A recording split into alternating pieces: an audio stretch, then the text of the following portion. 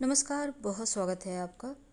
सूर्य का राशि परिवर्तन होने जा रहा है। 16 जुलाई की रात 10:50 पर सूर्य कर्क राशि में प्रवेश करने जा रहे हैं। तो सूर्य के इस गोचर का प्रभाव आपके ऊपर क्या पड़ेगा, ये तो हम जानेंगे ही। साथ ही आज ये समझते हैं, सूर्य जब कर्क राशि में होता है तब भावनात्मक रूप से गहराई से जुड़ने और अपनों की परवाह करने का इस समय आपका मन होगा। इस दौरान आप बहुत सेंसिटिव हो जाएंगे, सहानुभूति रखने वाले होंगे, दूसरों की देखभाल करने वाले बन जाएंगे और ऐसे में आप अपने परिवार और घर से जुड़ते भी नजर आएंगे। तो भावनात्मक स्थिरता, सुकून के लिए ये सूर्य का कर्क राशि में आना बहुत शुभ और अच्छा माना जाता है। तो इस गोचर से सुरक्षा का वरदान, अपनापन और जो अपनों के लिए करने वाली चीज़ें हैं उस पर ध्यान देने की तरफ आपका झुकाव हो जाता है, यानी भावनाएं तेज होती है। अगर आपकी कुंडली में सूर्य शुभ स्थान पर बैठे हैं तो इनके शुभ प्रभाव से आपके जीवन में सफलता, प्रतिष्ठा, आत्मविश्वास में वृद्धि होगा। और अगर सूर्य की कमजोर स्थिति है तब थोड़ा सा मन से आप कमजोर हो सकते हैं, पारिवारिक जीवन में तनाव हो सकता है। तो चलिए जानते हैं आपके ऊपर इसका प्रभाव क्या होगा। मीन राशि, सूर्य आपके छठे स्थान के स्वामी हैं, रोग, चोट, ऋण, कर्जे, शत्रु भाव के स्वामी और 5वें स्थान पर गोचर करेंगे। जो 5वां स्थान है वो संतान, विवेक, विद्या और प्रेम का है।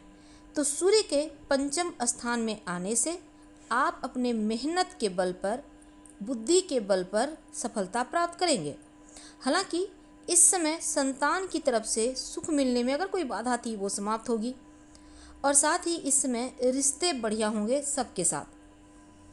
लेकिन कुछ चीज़ें अच्छी होंगी तो कुछ चीज़ों पर आपको ध्यान भी रखना होगा। तो चलिए हम समझते हैं विस्तार से कि पंचम स्थान में सूर्य के आने से बहुत शुभ रहेगा, सकारात्मक बदलाव है ये। और इस समय वृद्धि करने वाला ये वक्त रहेगा, 1 महीने का वक्त। खासकर कार्य क्षेत्र में वृद्धि होगा, धन वृद्धि होगा, आपकी बुद्धि तेज होगी, सफलता प्राप्त होगी, सम्मान मिलेगा, नई योजनाएं आपके सफल होंगे और अगर नौकरी करते हैं तो पदोन्नति के साथ प्रशंसा भी मिलेगी। आर्थिक स्थिति में इस पीरियड में सुधार होगा। निवेश के लिए समय अनुकूल है पर जल्दबाजी में कहीं नहीं निवेश कीजिएगा। धन की स्थिति में मजबूती आएगी और पारिवारिक जीवन भी बढ़िया रहेगा। संतान की तरफ से कोई खुशखबरी मिल सकती है। जो गर्भवती महिलाएं हैं इस दौरान थोड़ा सतर्क रहें, सावधान रहें।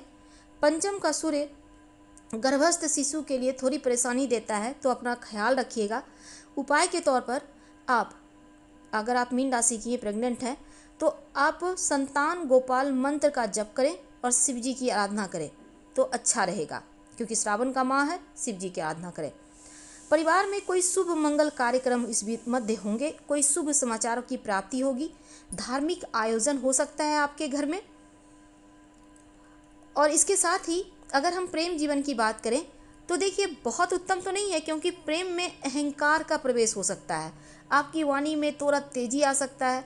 तो ऐसे में अनबन हो सकता है, मतभेद की स्थिति हो सकती है। ऐसे में खुद अपने आप को बेहतर करें।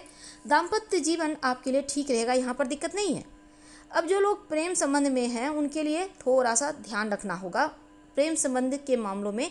हालांकि अगर आप सिंगल हैं तब एक नई शुरुआत कोई आपके लाइफ में दस्तक देता दिखेगा, उनके लिए ठीक है। जीवन साथी के साथ आपका तालमेल बढ़िया बनाकर चलिए तो बरकत होगी। और जीवन साथी के स्वास्थ्य का ध्यान रखिएगा।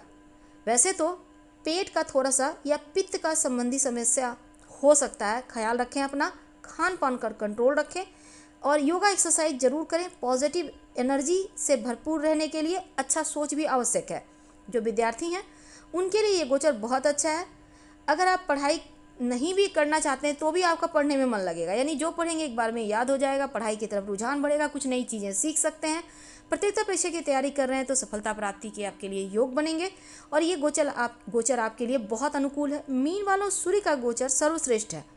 तो ये संक्रांति जीवन में शुभ संकेत, शुभ सवेरा लेकर आ रहा है। रोज भगवान सूर्य को प्रणाम करें, पिता का सम्मान करें और सूर्योदय के पहले उठ जाइए, ज़्यादा लेट तक मत सोइए।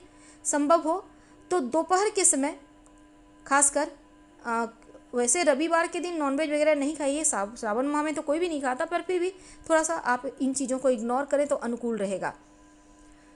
और भगवान सूर्य को 1 लोटा जल जरूर अर्पित कीजिएगा। गायत्री मंत्र जरूर पढ़िएगा। हम आपसे विदा लेते हैं। जानकारी अच्छी लगे तब लाइक कर सब्सक्राइब करें, शेयर करें, कमेंट करें। धन्यवाद। हम फिर मिलेंगे।